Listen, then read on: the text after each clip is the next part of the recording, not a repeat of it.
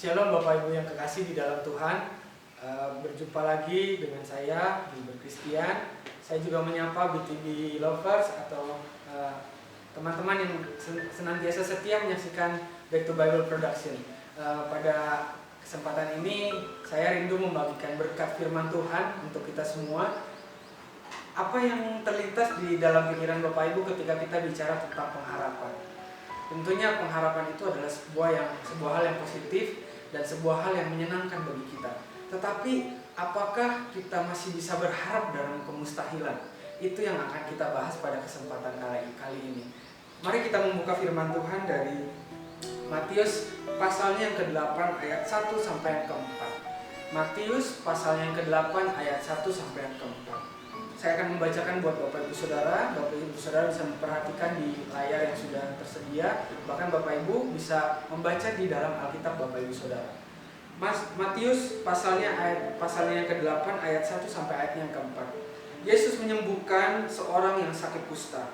Setelah Yesus turun dari bukit, orang banyak berbondong-bondong mengikuti dia. Maka datanglah seorang yang sakit kusta kepadanya, lalu sujud menyembah dia dan berkata, "Tuan, jika Tuhan mau, Tuhan dapat mentahirkan aku." Lalu Yesus mengulurkan tangannya, menjamah orang itu dan berkata, "Aku mau, jadilah engkau tahir." Seketika itu juga tahirlah orang itu daripada kustanya.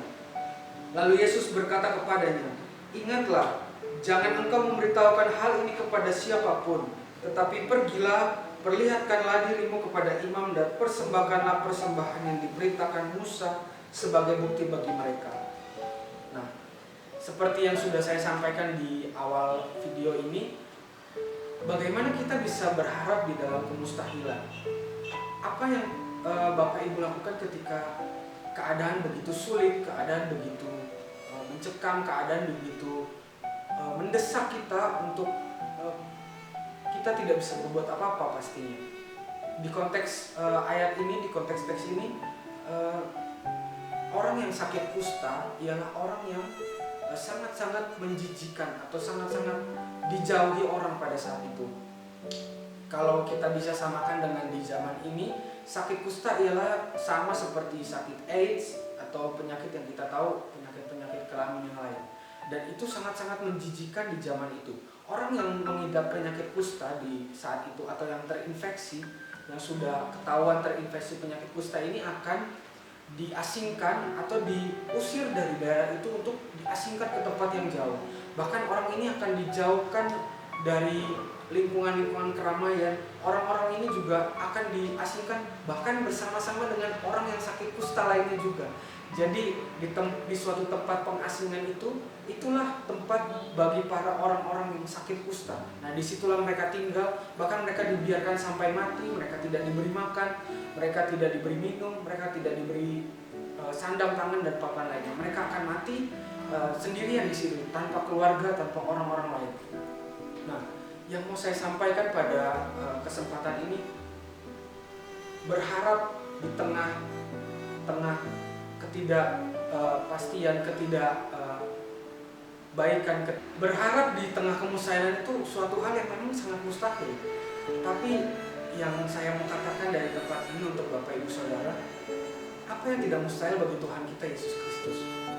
Bagi Dia dan oleh Dia segala hal yang dilakukan, segala perbuatan yang dilakukan dalam hidup kita, semuanya telah Dia tetapkan. Apa yang menjadi kejadian di dalam kehidupan Bapak Ibu Saudara sudah Dia tetapkan dari awal sampai akhir. Dialah Alfa dan Omega, dan Dia mengerti solusi terbaik untuk masalah Bapak Ibu Saudara, solusi terbaik untuk pergumulan hidup Bapak Ibu Saudara, solusi terbaik untuk setiap hal-hal sulit yang Bapak Ibu hadapi. Kuncinya yang pertama, berharap di tengah kemustahilan. Tentunya kita harus berharap kepada Yesus.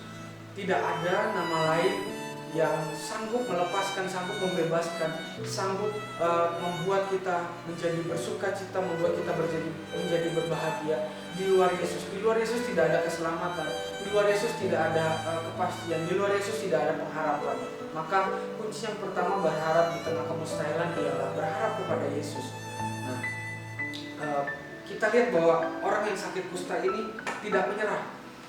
Ketika orang kusta ini melihat Yesus di tengah kerumunan orang-orang yang mengikuti Yesus, dia tidak merasa jijik atau dia tidak merasa malu, dia tidak merasa dirinya diasingkan, namun dia berjuang, dia mencari Yesus, dia mencari sumber kebenaran, dia mencari sumber kesembuhan, dia mencari sumber pengharapan itu. Dan ketika Yesus melihat imannya, iman seorang yang sakit kusta, iman yang seorang seharusnya diasingkan, seorang yang seharusnya malu, seorang yang seharusnya minder, seorang yang seharusnya menyalahkan dirinya sendiri akan sakit penyakitnya.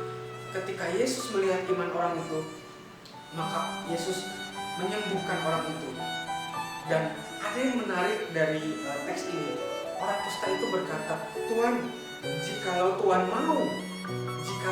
mau menyembuhkan saya, maka Tuhan dapat menyembuhkan saya. Jikalau Tuhan mau mentahirkan saya, maka Tuhan dapat mentahirkan saya. Ini satu statement, satu kalimat yang baik, yang sangat luar biasa dari orang yang sakit kusta ini. Ini suatu pernyataan iman yang menurut saya luar biasa di dalam kehidupan orang sakit kusta ini.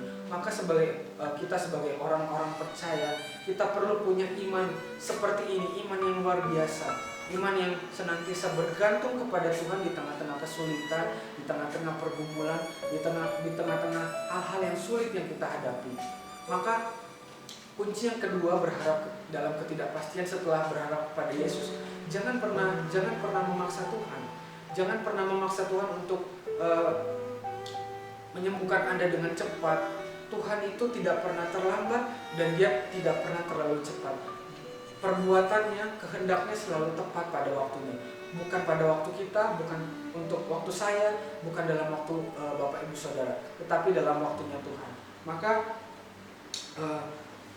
teks ini mengajarkan kita bahwa pengharapan itu selalu ada di dalam kemustahilan. Bagaimana berharap dalam kemustahilan? Yaitu yang pertama, berharap kepada Yesus. Hanya kepada Yesus harus kita berharap. Yang kedua, berharap namun jangan pernah memaksa Tuhan untuk menjawab doamu dengan instan. Jangan pernah memaksa Tuhan untuk dengan kehendakmu sendiri. Engkau memaksakan kehendakmu sendiri di atas kehendak Tuhan. Ini merupakan dua kunci yang menjadi perenungan saya, menjadi berkat pribadi bagi saya. Dan doa saya ini juga menjadi berkat Bapak untuk kehidupan Bapak Ibu Saudara, Sobat BTB yang menyaksikan video ini.